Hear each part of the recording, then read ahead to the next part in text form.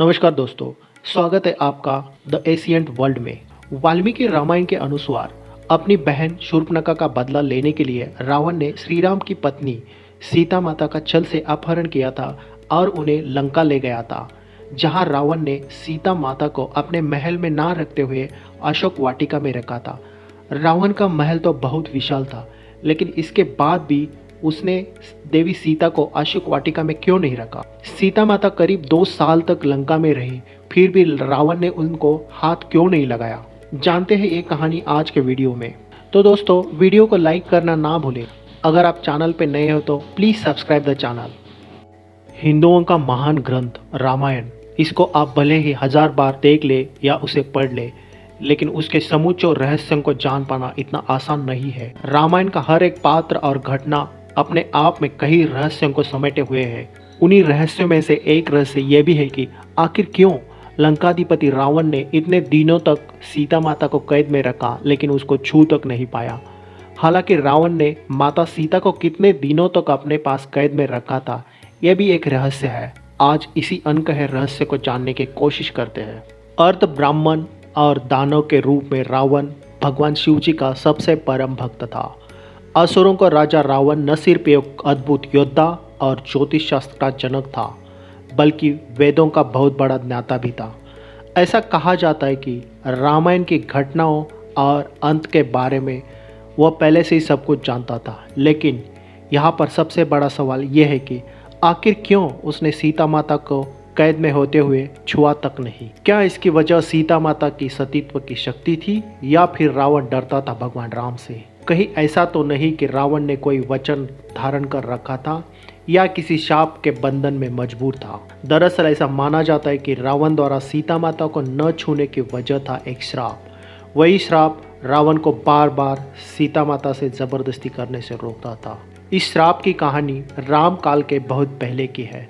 तब शायद महाराजा दशरथ का जन्म हुआ था, जब रावण स्वर्गलोक को जीतने के अभियान में तल्लीन था।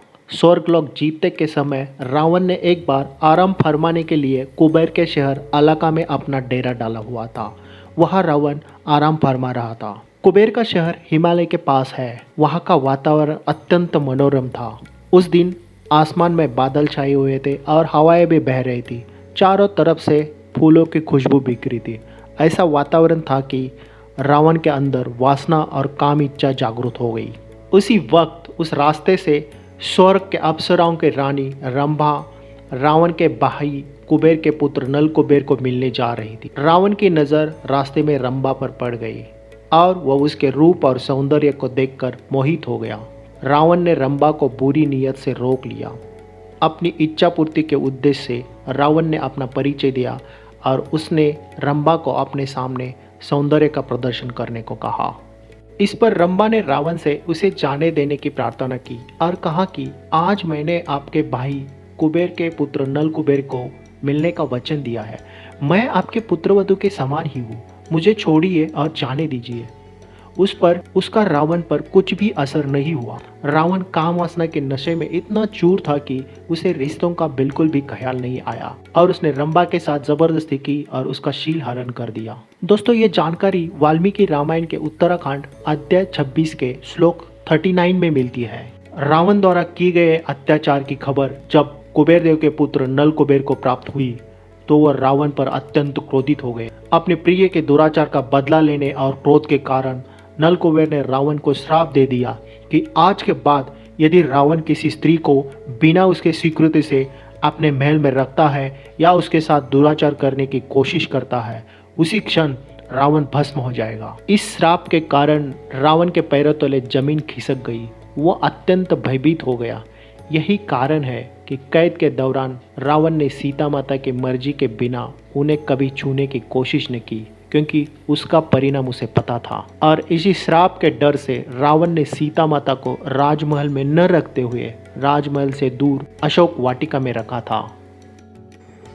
अगर आपको ये वीडियो अच्छी लगी हो तो लाइक ज़रूर कर देना, और आप चैनल पे नए हो तो चैनल को प्लीज़ सब्सक्राइब कर देना। Thank you very much.